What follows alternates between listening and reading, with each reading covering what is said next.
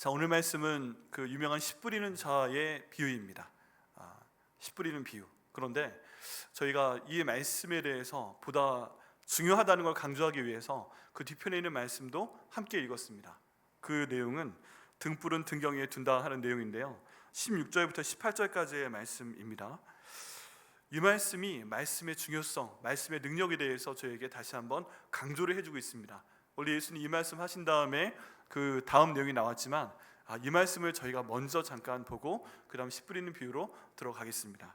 16절 말씀을 보니까 누구든지 등불을 켜서 그릇으로 덮거나 평상 위에 두지 않는다.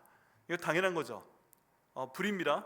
이게 전깃불은 아니고 그 당시에 촛불 같은 건데, 불을 켜는 목적은 뭐예요?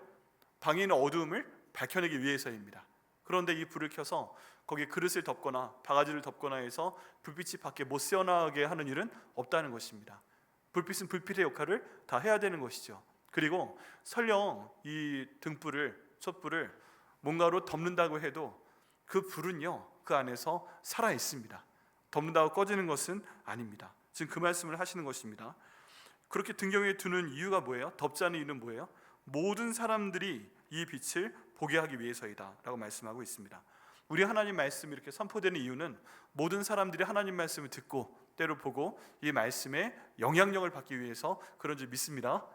여러분, 하나님 말씀 받으시면 이거 어딘가에 덮어두지 마시고, 교회에서만 딱 들으시고 밖에 나갈 때는 호주머니에 딱 챙겨두지 마시고, 이 말씀 반드시 마음 가운데 새기시고 이 말씀 순종하셔서 그 하나님 말씀의 역할, 등불이 불의 역할을 다하는 것처럼 말씀이 말씀으로서 내 삶 가운데 역사할 수 있도록 기도하시고 또 응답받으시는 저 여러분 되시기를 예수님의 이름으로 축원합니다. 그 다음 내용 보면요, 17절에 숨은 것이 나타나지 드러나지 않을 것이 없고 감추인 것이 장차 알려지고 나타나지 않을 것이 없다. 우리가 하나님 말씀을 숨겨놔도요, 우리가 하나님 말씀을 내가 그릇으로 덮건 바가지로 덮건 하여간 꺼트리지 않는 상태에서 숨겨놓는다면 그 말씀은 언젠가 드러나게 됩니다. 여러분, 하나님 말씀을 내가 혹시 감추어 놓을 수밖에 없는 상황 가운데 있다 할지라도 이 하나님 말씀 마음판에 새겨두시고 지켜내시고 이 말씀 순종하시려고 노력하시면 그 하나님 말씀의 능력이 언젠가 우리 삶 가운데 열매로 나타날 걸 믿습니다. 더 중요한 거는요, 하나님 말씀으로 우리가 기도를 할 때 이 말씀이 우리 삶 가운데 결국 이루어질 것을 믿습니다. 자, 계속 강조하는 거지만 여러분, 말씀과 기도가 있을 때 말씀이 먼저예요, 기도가 먼저예요? 말씀이 먼저입니다. 말씀을 가지고 저희가 기도하면 하나님께서 그 말씀으로 내가 어둠 가운데 있어도 빛을 비춰주시고 생명을 주십니다. 그런데 기도를 먼저 하면, 기도 중요하죠. 기도 중요한데 기도하실 때 잘못하시는 분들이 있어요. 어떤 잘못을 범하시냐면, 기도를 하신다고 하시는데 1시간을 기도를 하신다고 하면 그 중에 50분은 하나님 이것 때문에 죽겠어요, 하나님 이것 때문에 내가 우울해요, 하나님 이것 때문에 내가 속이 터져요, 하나님 이것 때문에 내가 심장이 터질 것 같아요. 여러분, 심장 터지는 게 얼마나 위험한 건지 아십니까? 근데 왜 심장 터질 것 같아요? 그 말씀하시면 우리 모든 말이 하나님 말씀이 주는 능력이기 때문에 정말 심장 터질 것 같이 된다니까요. 하나님 내가 미치겠어요, 이렇게 기도하시면 미칠 것 같은 상태로 갈 수 있습니다. 네, 말씀으로 기도하실 때, 그 기도하실 때 해결을 마음에 두시고 해결을 위해서 많은 시간 할애하면서 기도하셔야 됩니다. 내가 기도 제목 때문에 얼마나 이것 때문에 마음이 아픈지, 얼마나 머리가 아픈지, 얼마나 몸이 아픈지, 내가 이것 때문에 얼마나 죽겠는지, 이거를 강조해서 하나님 이것 때문에 내가 죽겠다고 기도하면 죽는 게 더 많아요. 그렇게 기도하시는 분들은 나중에 우울증 걸리시더라고요. 진짜예요. 제가 많이 봤어요. 기도는 열심히 하시는데 맨날 우시는데 나중에 보면 마음 상태가 안 좋아요. 몸도 안 좋아져요. 그 이유가 뭔가 대화를 해보니까 기도 시간이 1시간이면 그 중에 55분은 그 얘기하고 딱 끝나기 전에 하나님 도와주세요 하고 가시는 거예요. 하나님의 말씀이 능력이 있고 우리가 목소리를 내서 하나님께 기도하는 게 능력이 있다면 하나님께서 듣는 대로 우리 가운데 행하시는데, 여러분 해답을 위해서 말씀 중심으로 기도하시고 그 응답 받으시는 저 여러분 되시기를 예수님의 이름으로 축복합니다. 이렇게 해서 말씀을 통해 기도할 때 하나님께서 덮어뒀던 등불을, 그 그릇을 치울 때 빛이 갑자기 환하게 나타나는 것처럼 언젠가 반드시 응답을 해주시고, 이렇게 말씀을 통해 기도할 때 그 응답 주실 때 있잖아요. 말씀하세요. 네가 그때 기도해서, 이 말씀 통해 기도해서 내가 너한테 응답 주는 거다 하고 분명히 말씀하세요. 10년 전 기도건 20년 전 기도건 분명히 말씀하십니다. 그래서 말씀에 먼저 집중하시고 그다음 그 말씀으로 기도하시고 그 복을 반드시 얻으셔야 됩니다. 근데 18절 말씀을 보면 저희가 주의해서 봐야 될 말씀이 있습니다. 그러므로 너희가 어떻게 들을까 스스로 삼가하라. 누구든지 있는 자는 받겠고 없는 자는 그 있는 줄로 아는 것까지도 빼앗기리라 하시니라 라고 말씀을 하고 계십니다. 어떻게 들을까? 말씀을 듣는다는 뜻입니다. 지금 이런 씨 뿌리는 자의 비유 내지 성경에 나와 있는 말씀을 들으실 때 여러분 조심해서 들으셔야 됩니다. 조심해서. 이 조심해서 들으라는 얘기는 뭐냐 하면 말씀을 놓치지 않도록 주의하시라는 얘기예요. 말씀을 똑같이 듣고 있는데 어떤 분은 말씀을 딱 잡아서 간직하는 분이 계시고 어떤 분은 한 귀로 들어서 다른 귀로 흘러내리시는 분이 있습니다. 그럼 결과는 분명한 거예요. 말씀이 그 마음판에 들어가서 새겨져서 그 말씀을 기도하시는 분들에게는 거기에 대한 기도의 응답이 있고, 만약에 이 말씀이 마음 가운데 없는 상태에서 흘려보낸 분들은 말씀이 없는 거예요. 분명히 그런 상태에 있는 겁니다. 그런데 예수님께서 무서운 말씀을 하십니다. 누구든지 있는 자는 받을 것이다. 말씀이 이미 그 삶 가운데 있는 사람들은 말씀이 선포될 때 그 말씀이 더 많이 선포돼도 이 말씀이 마음 가운데 있습니다. 계속 자리 잡아 있어요. 그런데 그 말씀이 없는 자는, 말씀이 없는 사람이었어요. 말씀을 들은 적이 없어요. 내 마음에 새겨둔 적이 없어요. 그런 분은 그 있는 줄로 아는 것까지 빼앗겨 버릴 것이다 라고 말씀하고 있습니다. 여기 저희가 궁금한 것은 하나님이 사랑이신데 말씀이 없는 사람에게 더 말씀을 주시지 않겠는가? 주시죠. 공평하게 주십니다. 이제 말씀드릴 거지만 공평하게 씨앗을 주십니다. 그런데 받고 안 받고, 내가 받고 안 받고 하는 게 있는 거예요. 근데 평소에 안 받고 있었는데 가끔 착각하시는 분들이 있어요. 내가 말씀을 받았다. 근데 사실은 말씀이 없어요. 그럼 하나님 말씀은 분명합니다. 심은데서 거두시는 하나님이시기 때문에 말씀이 심겨져 있는 사람한테는 그 말씀을 거둬내신 열매를 주십니다. 근데 아예 없는 사람은 그 있는 것까지 빼앗긴다라고 말씀을 하십니다.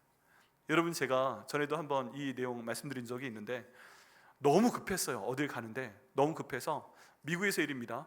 그 주유소에 가서 기름을 넣었어요. 주유소에 갔어요. 주유소에 가고 그 다음에 안에 들어가서 그 가게 안으로 들어가야 됩니다. 거기 들어가서 크레딧 카드 계산까지 딱 했어요. 20%치 넣어주세요 해가지고 딱 계산을 했습니다. 그리고 돌아와서 너무 급하니까 그냥 차 몰고 갔어요. 기름을 넣었어요? 안 넣었어요? 안 넣었어요. 안 넣었어요. 좀 가다 보니까 빨간불이 계속 들어와 있는 거예요.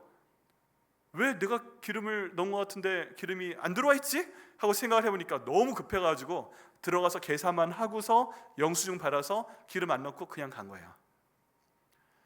여러분, 교회에 오셨는데 어려운 시간 내셔가지고 주일 이 얼마나 날씨 좋아요. 오늘 놀러 가고 싶은데 비도 온다고 하다 안 오는데 내가 이렇게 주일 전에 나와서 예물까지 드리고 다 한 것 같은데 너무 마음이 급하다 보니까 여러 가지 일들 때문에 우리 하나님 말씀에 집중하지 못하시고 그냥 가시는 분 없으시기를 예수님 이름으로 축원합니다. 돈 내셨으면 받으셔야죠. 교회 나오셨으면, 예배 드리셨으면 하나님의 은혜 받으실 때 특별히 오늘 말씀 받으셔야 됩니다. 오늘 말씀 받으시고 기름 넣으러 오셨으니까 성령의 기름 넣으시고 그 말씀으로 살아내시기 위해서 다시 출발하시는 저 여러분 되시기를 예수님의 이름으로 축복합니다.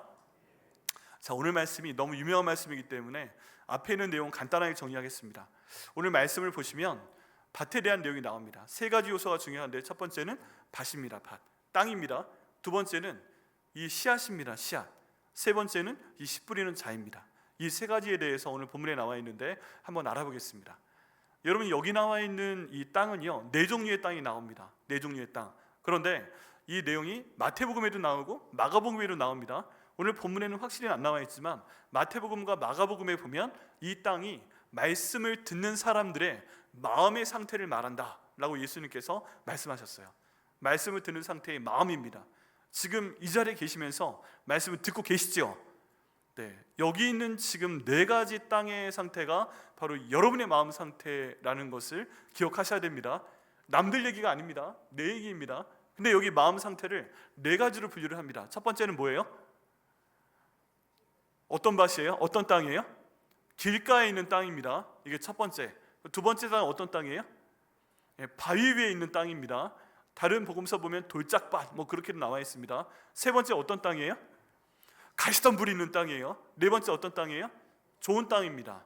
이 네 땅 중에 하나가 지금 나의 마음이라는 거예요, 말씀을 들을 때. 근데 각각의 특징을 한번 봅니다. 여기 우리 처음 말씀 보면 5절 말씀에 길가가 나와 있어요. 씨 뿌리는 자 그 씨를 뿌리러 나가서 뿌릴새 더러는 길가에 떨어짐에 밟히며 공중의 새들이 먹어버렸다. 네, 길가에 씨가 딱 떨어졌는데 밟히며, 이건 수동이죠. 누가 밟았어요? 지나가는 사람들이 밟아버렸어요. 네, 그리고 나서 새들이 와서 먹어버렸어요. 이게 첫 번째 밭에 대한 내용입니다. 첫 번째 땅, 길가에 있는 땅. 네, 두 번째, 바위에 떨어짐에 싹이 나다가 습기가 없으므로 말랐다. 이 두 번째 땅입니다. 세 번째, 가시떨기, 가시가 함께 자라서 기운을 막았다. 이게 세 번째 땅입니다. 네 번째 땅은 좋은 땅인데 좋은 땅에 떨어짐에 100배의 결실이 생겼다라고 말씀하고 있습니다. 이게 저희가 만약에 예수님께서 설교하실 때 그 자리에 있었다면 듣는 내용입니다. 그렇게 해서 길가 땅이 있고, 바위 같은 땅이 있고, 그 다음에 가시덤불 같은 땅이 있고, 좋은 땅이 있구나. 알았어. 다 이해를 합니다.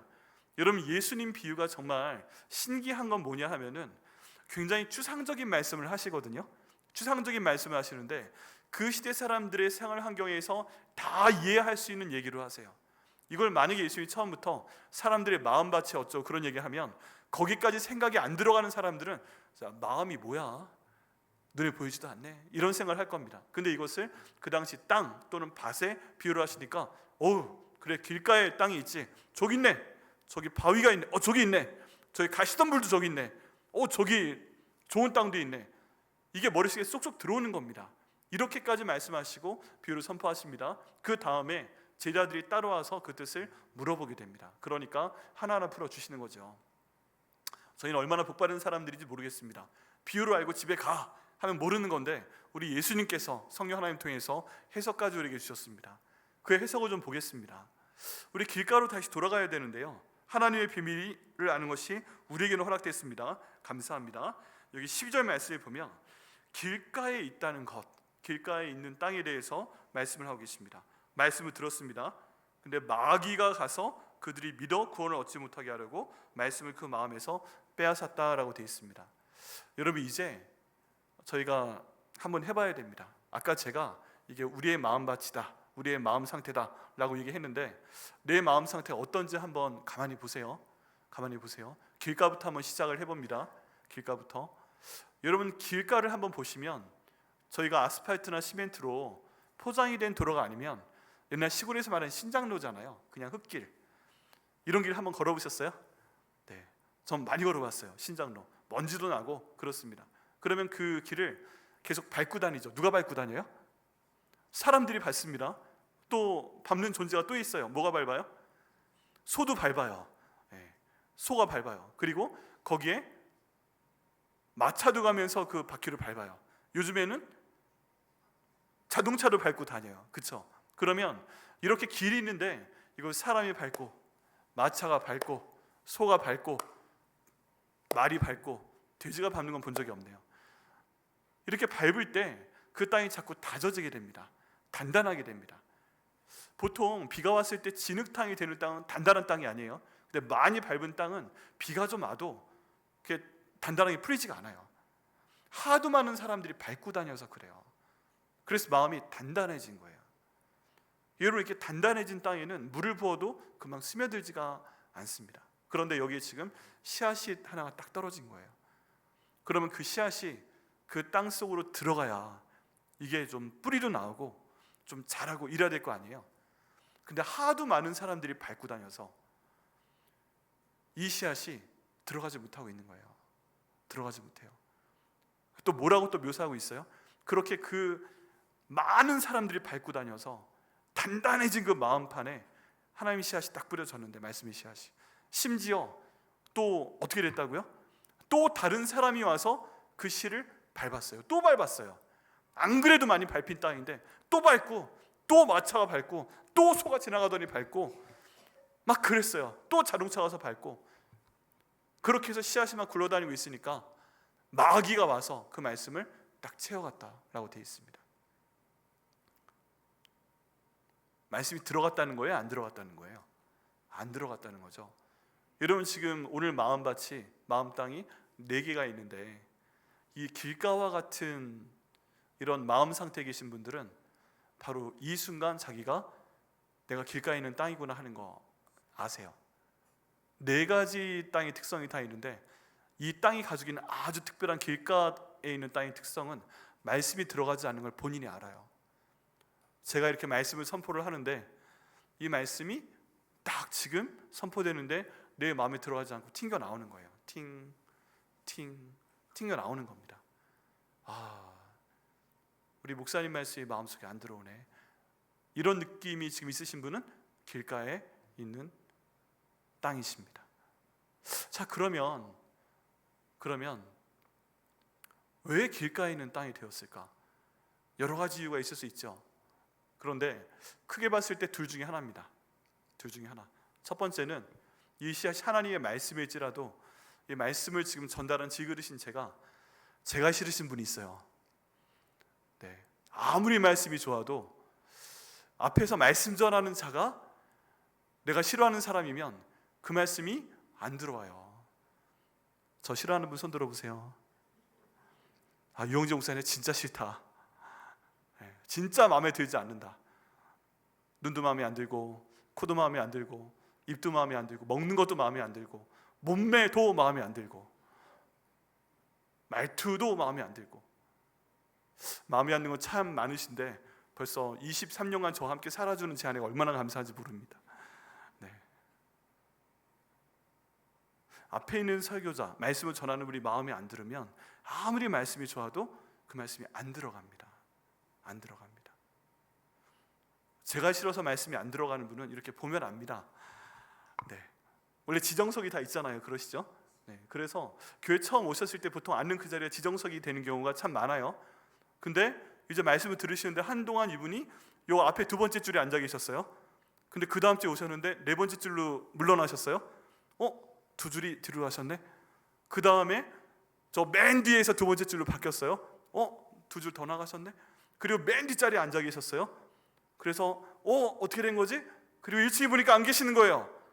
2층을 딱 봤더니 2층 첫 번째 줄로 가셨어요. 2층이 나쁘다는 게 아니라 그 자리에 편하신 분들이 계세요. 자리의 이동을 말씀드리는 겁니다. 어느새 설교자가 싫어질 때 점점 멀어집니다. 위치가. 네. 담임 목사와의 거리가 그 친밀감의 거리입니다. 멀어지는 거예요. 그리고 2층도 맨 앞자리에 계시더니 그 다음 주에 또 2줄 뒤로 갔어요. 그 다음 주에는 맨 뒷자리로 갔어요. 그러면 저분이 나를 싫어하는구나. 그래서 말씀이 안 들어가겠구나. 저분이 원래는 어떤 밭인지 모르겠는데 지금 길가 밭이구나. 이렇게 알 수밖에 없습니다. 그렇겠죠. 네. 이렇게 해서 말씀 전하는 사람이 싫을 때, 여러 가지 환경 때문에 싫을 때, 실은 여러 가지 이유가 있겠죠. 많은 사람들이 마음을 밟고 지나간 거죠. 아니면 이상한 소문이 돌겠죠. 뭐 그런 것들에 대해서 증명은 되지 않지만 어쨌든 하도 듣고 하도 그런 얘기로 밟히고 막 마차가 지나가고 이렇게 되다 보니까 더 이상 그 사람이 선포하는 말씀이 마음 가운데 안 들어갑니다. 다 튕겨 나옵니다. 이런 말씀이 안 들어가는 거예요. 첫 번째, 정말 기도하기는 여러분 담임 목사 굉장히 부족한 사람입니다. 네, 제 아내한테 물어보시면 압니다. 얼마나 부족한지. 네. 근데 부족해도 하나님이 세우셨다면 여러분 혹시 제가 상처드린 거 있으면 저 용서해 주시기를 부탁을 드립니다. 때로는 제가 잘못해놓고 잘못한 것을 모를 때도 있어요. 그럴 때는 알려주시고요. 또 이건 말로 해서 안 되겠다 싶은 분은 때리지 마시고 주여 저 고쳐주시옵소서 기도하시면 하나님께서 반드시 응답하실 걸 믿습니다. 네, 그렇게 기도하시면서 인도함을 받아주실 때 또 하나님께서 그 마음도 바꿔주실 걸 믿습니다. 또 2번째 말씀이 안 들어가는 이유는 그분 자체가 하나님 말씀이 잘 준비가 돼 있음에도 불구하고 그분 자체가 너무나도 많은 분들한테 밟혀서 말씀이 안 들어가는 경우도 있어요. 하나님 말씀이 최우선인데 마음 가운데 여러 사람들이 너무 많은 말을 했거나 너무 많은 상처를 받았거나 너무 많은 다른 이론에 대한 얘기를 들었거나 뭐 이랬을 때 너무 많은 그 압력이 그동안 주어졌기 때문에 말씀이 안 들어가는 경우도 있습니다. 이게 삶에 대한 고통인 경우도 있어요. 그런 경우에 말씀이 들어가지 않습니다. 그런 경우에 앞에서 선포하는 저 목사님이 내 마음이 뭔지 어떻게 알겠어? 2000년 전에 선포된 이 말씀이 지금 나한테 무슨 상관이야? 이런 생각을 하면서 통통통통 튕겨져 나올 때 그분은 지금 길가에 있는 그런 밭입니다. 여러분, 길가에 있는 밭은 지금 현재 이 말씀이 귀에 안 들리고 있다면 내가 길가밭이구나, 그렇게 생각하시면 됩니다. 근데 또 하나 생각하셔야 될 게 있습니다. 그게 뭐냐면 내가 그동안 저지른 하나님과 나만 알고 있는 죄 때문에 내 마음이 굳어져 있을 수도 있어요.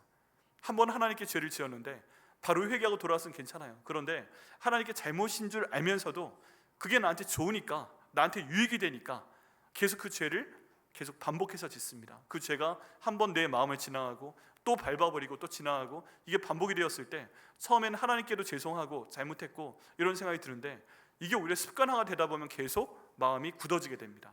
그래서 죄를 하루 짓다 보니까 듣는 말씀이 다 튕겨져 나옵니다. 일단 여기 왔다 갔으니까 됐어, 이거면 충분해, 그런 상태에서 왔다 가시는 거예요. 그런 분들도 말씀이 들어가지가 않습니다. 여러분, 4가지 땅이 모두 다 조금씩은 죄를 짓고 있습니다. 그런데 여기 있는 길가에 있는 땅은 본문의 내용으로 볼 때 말씀이 전혀 들어가지 않고 다 튕겨 나오고 있다면 가장 많은 죄를 지은 분인 가능성이 큽니다. 그리고 죄를 짓는 것이 마음의 생각이나 입술이 말이나 행동 가운데 습관화되어 있을 가능성도 있습니다. 그렇다면 회개를 만약에 해야 된다면, 이 마음밭이 갈아져야 된다면, 갈아지기 위해서 가장 많은 회개를 해야 된다면 바로 길가에 있는 분들이, 이 마음 상태에 가진 분들이 하나님께 가장 많은 회개 기도를 하셔야 됩니다. 근데 여러분, 걱정하지 마십시오. 어떤 죄를 지었던 간에 우리 주 예수 그리스도의 보혈의 피의 능력으로 내 마음 가운데 있는 죄를 씻어주시고 내 삶을 바꿔주옵소서. 그리고 완전히 회개하고 죄의 길에서 돌이키시면 우리 주님께서 길가 밭도 좋은 밭들로 만들어 주실 것을 믿습니다. 길가 밭에 계신 분 계시다면 이 말씀 오늘 명심하시길 바랍니다. 또 두 번째 밭은 바위에 있는 그런 밭입니다. 여기에 떨어졌어요. 근데 보면 이 바위에 말씀이 떨어졌는데 이 말씀이 지금 효과가 있어요, 없어요? 있어요. 바위 위에 있어요. 13절 말씀 보니까 바위 위에 있다는 것을, 말씀을 들을 때 기쁨으로 받으나, 말씀을 들을 때 어떤 분들은 지금 기쁨으로 받고 있어요. 그런데 그 다음 내용, 뿌리가 내려지지 못하니까 뭔가 좀 어려운 일이 있을 때는 성경 말씀 표현대로 잠깐 믿다가 시련을 당할 때는 배반하기까지 한다고 되어 있습니다. 그냥 열매를 안 맺는 게 아니라 배반까지 하는 거예요. 누구를 배반하는 거예요? 이 말씀을 배반하는 것입니다. 거기까지 가는 겁니다. 여러분, 혹시 이런 분들 계십니까?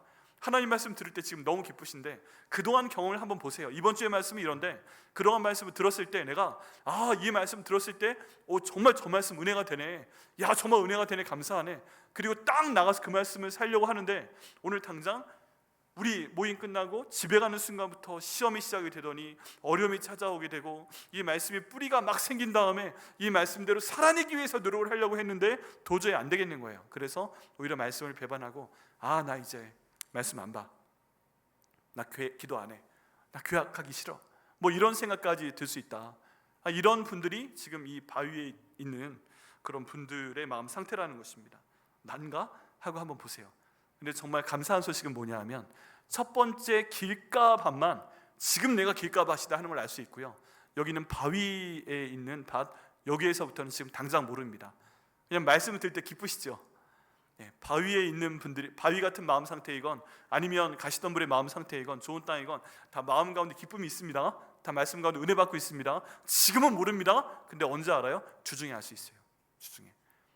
그 다음 가시덤불이 있는 그런 땅이 있습니다. 가시덤불이 있는 땅, 이 땅의 특성은 뭐예요? 가시덤불이 있는 땅이죠. 그런데 이 가시덤불이 먼지가 나옵니다. 먼지가. 이생의 염려, 재물, 향락, 이게 바로 이생의 염려인 거예요. 말씀을 바꾸서 좋아요. 여러분 한번 여쭤봅니다. 씨가 딱 들어가서 가시덤불 사이에 떨어져서 땅이 딱 닿았어요. 아까 바위 위에 있는 그 씨앗은 뿌리가 내릴 수 있다고 그랬어요? 없다고 그랬어요? 바위니까 안 돼요. 근데 가시덤불이 난 땅에 있는 씨앗은 뿌리가 내릴 수 있겠어요? 없겠어요? 가능해요. 가시덤불로 지금 올라왔잖아요. 뿌리 내리고 뿌리가 생길 수 있습니다. 그래서 지금 뿌리가 내렸어요. 자라고 있는 거예요. 근데 뭐가 같이 자라요? 가시덤불이 같이 자라고 있는 거예요. 근데 가시덤불의 정체가 첫 번째 이생의 염려다, 두 번째 재물이다, 세 번째 향락이다. 지금 신앙이 자라고 있는데 이게 똑같이 자라고 있다는 겁니다. 이생의 염려 얼마나 많습니까? 여러분, 제가 갖고 있는 염려 얼마나 많아요. 우리 영적인 염려, 건강에 대한 염려, 재정에 대한 거, 가족에 대한 거, 미래에 대한 거, 뭐 여러 가지 너무나 많잖아요. 여러분, 우리가 갖고 있는 모든 걱정보다 우리 예수님이 더 크신 분인 거 믿으십니까? 그럼 기도하면 해결해 주실 거 믿으세요? 이걸 믿고 말씀 의지하면 기도하게 되면 주님께서 해결해 주십니다. 그런데 정말 심심치 않게, 아니 오히려 어쩜 더 많이 우리 예수님께서 우리가 갖고 있는 걱정 의심보다 더 작게 느껴지시는 분이 많으세요. 만약에 예수님이 더 크시다면 말씀 보고 기도를 더 많이 하시겠죠. 이거에 대한 문제가 있으니까 말씀 먼저 보고 넌 두려워하지 말라, 내가 너와 함께함이니라, 이런 말씀 의지하면서 더 기도를 하겠죠. 그런데 문제가 더 커 보이니까 기도하지 않거나 아니면 기도하러 와도 문제에 대한 기도만 많이 한다는 것입니다. 이렇게 되었을 때 눌리는 거죠. 오히려 기도가 안 되고 말씀도 안 받아지고 세상의 염려 함께 자라면 안 됩니다. 두 번째, 재물입니다. 재물. 돈에 대한 것 때문에 힘이 듭니다. 여러분, 돈이 좋은 거예요, 나쁜 거예요? 성경에 보면 중성적이에요. 근데 하나님 복 주시는 사람들이 보면 아브라함이고 이삭이고 야곱이고 욥이고, 심지어 이런 사람들 보면 하나님께서 영적인 복을 주시고 주일에 동참하면 재물의 복도 주신 걸 볼 수가 있습니다. 특별히 욥 같은 경우에는요, 원래 부자였는데 시험 당하고 나서 하나님이 2배의 재정적인 복을 주신 것을 제가 볼 수가 있어요. 하나님께서 우리에게 그런 복을 주시면 좋아한다는 거 다 알고 계세요. 우리 다 하나님 닮은 겁니다. 그렇기 때문에 돈 좋아하는 거 알고 있고 돈 필요한 거 알고 있고, 근데 문제는 뭐예요? 성경 가운데 만몬의 신에 대한 내용이 있습니다. 하나님이 우리 삶 가운데 가장 높은 신이 되어야 되는데 돈을 우상으로 삼는 거죠. 이걸 성경은 만몬이라는 단어로 표현을 합니다. 돈이 하나님보다 위에 있는 거예요. 그러면 우리가 신앙이 자라지 못한다는 겁니다. 여러분, 여기에 대해서는 불편한 말씀을 한번 드릴 수밖에 없어요. 주인이 하나님께 드리는 헌물과 11조에 대한 부분입니다. 이게 많은 얘기들이 있어요. 뭐 검색해 보시면 11조, 특별히 옛날 얘기니까 오늘날 적용할 필요 없다, 이런 것들은 다 사역을 위한 거다, 여러 가지 해석이 있습니다. 그런데 그런 건 다 접어두시고 우리가 창세기부터 요한계시록까지 말씀이 하나님 말씀인 줄 믿는데, 말라기 말씀에 11조 헌물은 내 것이다, 그리고 11조를 하나님께 드렸을 때 하나님이 하늘의 문을 열어주실 거다, 창고를 채워주신다, 황충을 예방하여 주신다 라고 말씀을 하신다면 저희가 그럴 줄 믿으면 됩니다. 여러 가지 것들을 다 하는 게 아니라, 여러분, 하나님 이 말씀은 우리가 살아가면서 이해한 다음에 믿으면 이미 듣고요, 믿은 다음에 그 말씀 순종할 때 이해하게 되는 줄 믿습니다. 이해하지 못해도 괜찮아요. 결국 그냥 말씀 믿고 순종하면 하나님이 하시니까 다 그대로 이루실 것을 믿습니다.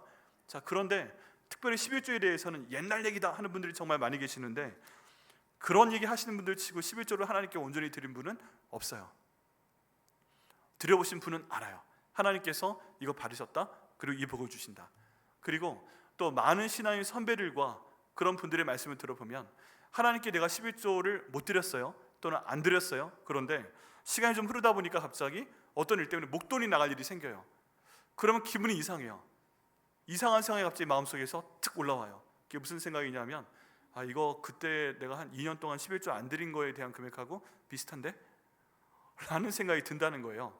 그래서 뭐야 이 생각은, 자꾸 제껴 놓으려고 하는데 생각이 들어서 금액을 한번 계산을 해보는 겁니다. 지금 갑자기 말도 안 되는 상황 때문에 나가야 되는 이 돈과 내가 그때 2년 동안 11조 못 냈던 돈을 계산을 해보니까 비슷하게 맞는 거예요.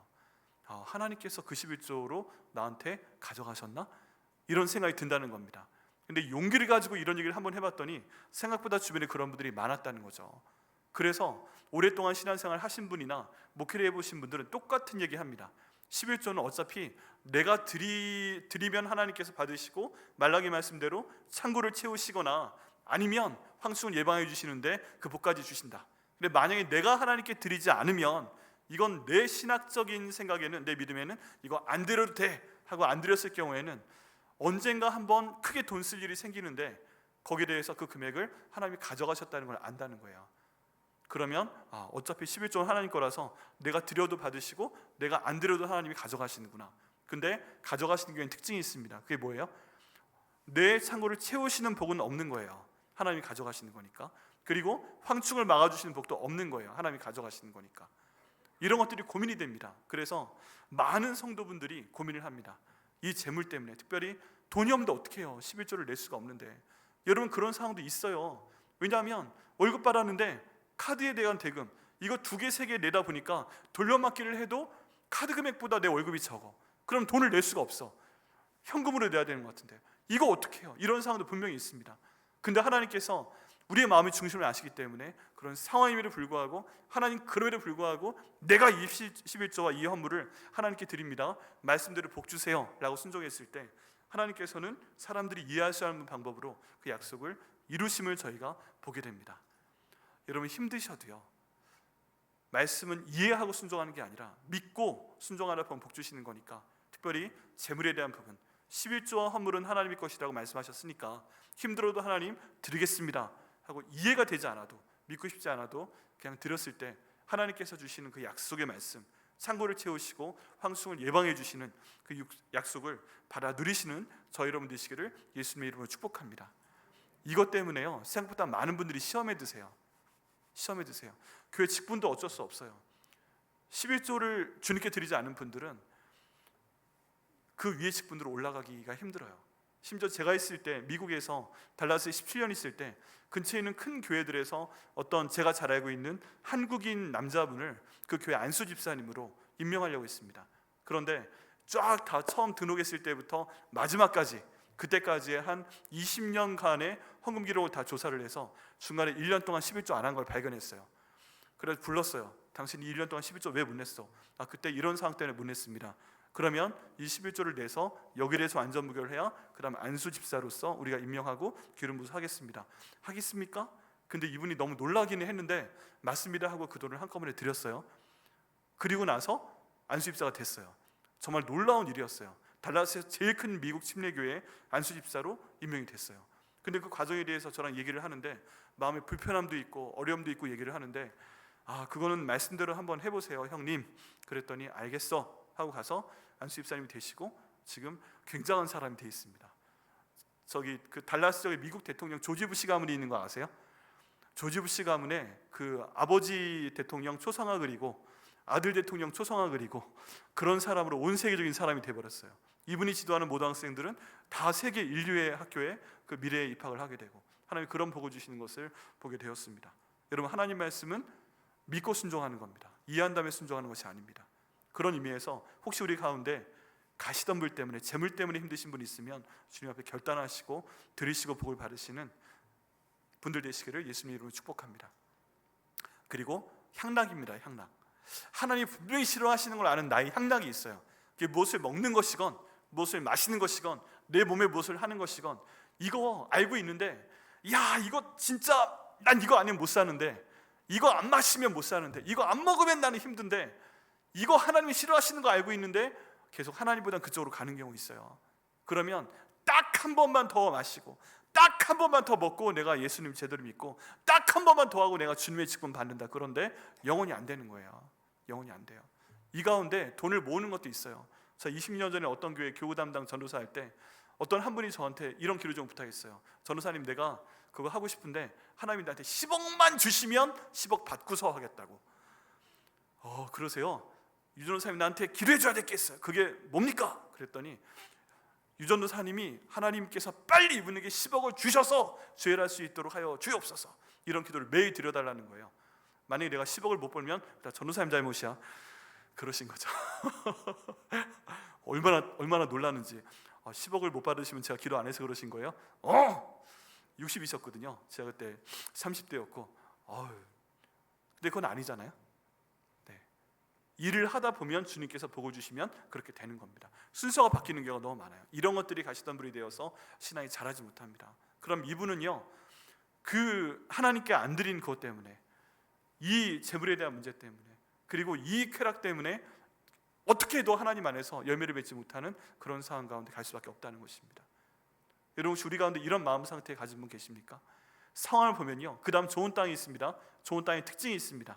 이 좋은 땅의 특징은 15절 말씀이 있는데, 좋은 땅에 있다는 것은 착하고 좋은 마음으로 말씀을 듣고 지켜 인내로 결실하는 자니라. 착하고 좋은 마음은 당연하죠. 말씀을 듣는 건 당연합니다.